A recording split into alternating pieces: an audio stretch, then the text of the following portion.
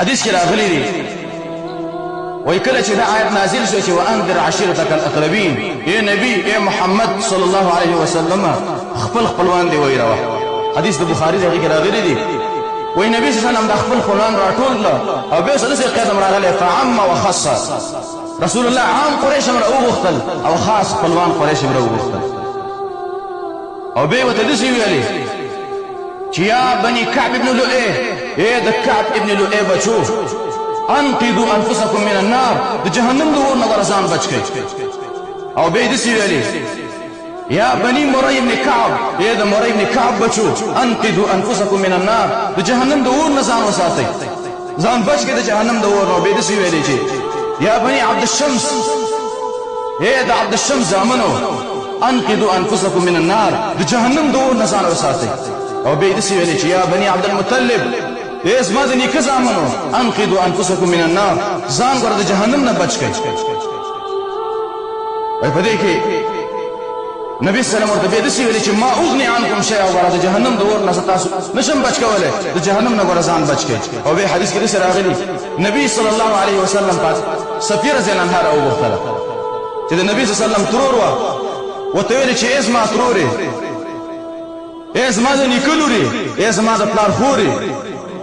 ورته جهنم دور نه ځان بچ کا ورستا ور د جهنم نه تانه شي بچ کولای او به فاطمه رضی الله عنها ته ویل چې هغه زنانه وا د نبی صلی الله علیه وسلم سره شکل اخلاق مشابه د نبی صلی الله علیه وسلم هغه ته محترم او ګرانه لور وا هغه ته ویل چې یا فاطمه سليني من مالي زما د مال چې څغواړي او غواړم مال برادر کما خو انقذي نفسك من النار د جهنم دور نه ورزان بچ کا ولذا فاني لا املك لك من الله شيئا د الله د عذاب نه ورزتان شم بچ کوله څوک دې په دې نه خوشالي کې جسمه خزا دا نیک کلمه د جهنم نه بچ کی زما خزا دې په دې نه خوشالي کې جسمه خاون نیک دې دا و مې بچ کی سره دې په دې نه خوشالي کې جسمه خپل خپلوان نیک دې دا و مې بچ کی نه کچیرتا د جهنم دور نه خپلوانو بچ کېدل نبی صلی الله علیه وسلم خپل تور ته نه ویلې چې ځان د جهنم نه بچ کړل نشم بچ کولای خپل لور ته نه ویلې چې د جهنم نه ځان بچ کړل نشم بچ کولای خپلوانو ته رسول الله نه ویلې نو په کار دا چې سړی لګ د جهنم دا اور ځان تر آیات کې لګ ویریږي د وجنا یو عالم دی معلف الزیاد رحمه الله د شاګرد دی یوسف ابن عطیه دا وی ماته مې استاد یو قصه بیانوله او هغه خپل استاد قصه بیانوله چې حرب ابن ملحان وی زما استاد په دې کار کوي چې د شپې بره وته او د سی غږ به کوي د شپې چې عجبت من الجنه كيف تنام طالبها وې د جنت نه تعجب راځي چې څنګه دې طلب کوونکی وده په خوب کې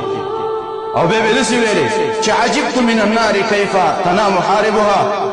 د جهنم نه تعجب راځي چې څنګه دې د تخدیدون کې ویریدون کې دې وده ده او به سورۃ اعراف د ایتونه ولستل افامن اهل القرى ايله دې کله ولا په امن کې چې دې ته د الله عذاب راشي د شپې و دراشي یا د لاسو بجو بده څاخ پر یتیم کې ته عذاب راشي چې دې لوبي کوي افامن اهل القرى مداخله د الله د عذاب نه په امن کې فلا يعمل مكر الله الا القوم الخاسرون د الله د عذاب نه په امن کېږي مگر هغه خلک په امن کې کېږي چې هغه تاوانین